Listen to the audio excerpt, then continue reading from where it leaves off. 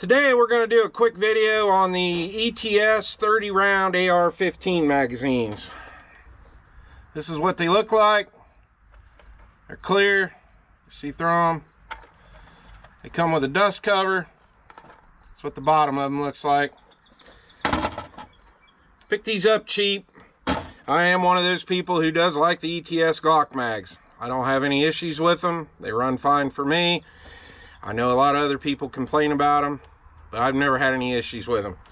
I have used them in USPSA for classifier matches, and I haven't ever had one lick of trouble out of them.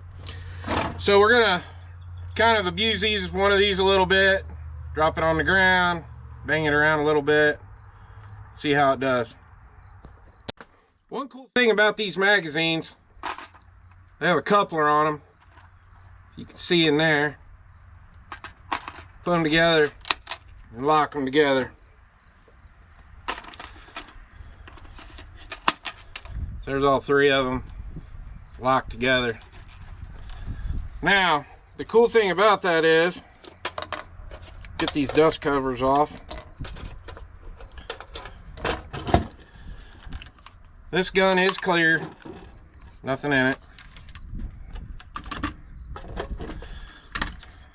If you start out on, say, that side,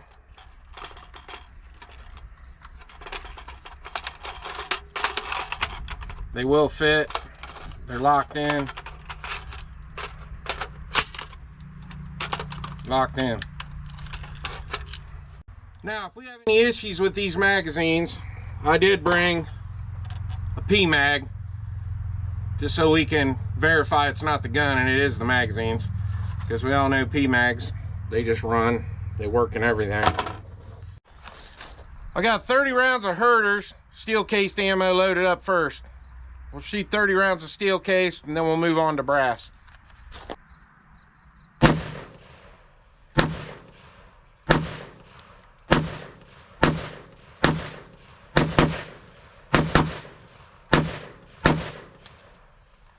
There's a jam.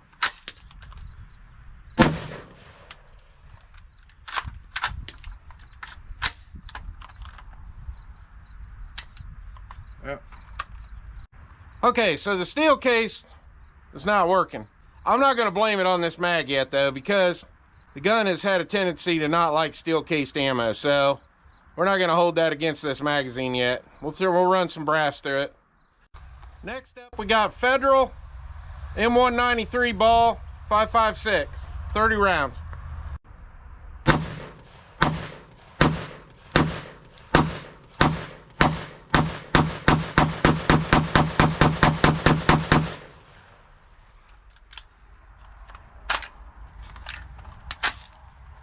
Failure to feed.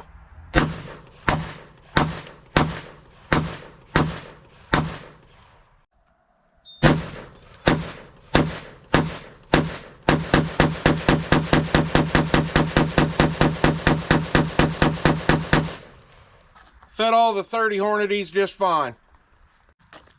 Okay, I got 20 rounds of PMC bronze loaded up. What we're gonna do is we're gonna drop this mag on the ground. There's 20 rounds in the mag. I'm 6'3", so we're about 5 foot off the ground, 5.5 feet off the ground. Drop it again. All right, one more. Okay, so the mag looks fine, nothing's cracked. Got some dirt and stuff on it, gravel dust. Base plate stayed tight. No problems there. No visible cracks in the magazine. So we'll fire these 20 rounds through it now.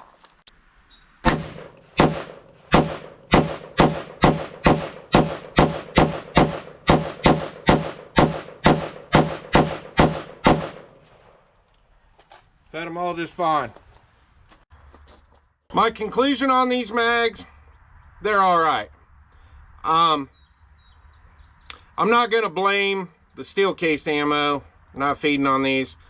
That's a gun related issue. This gun hates steel cased ammo.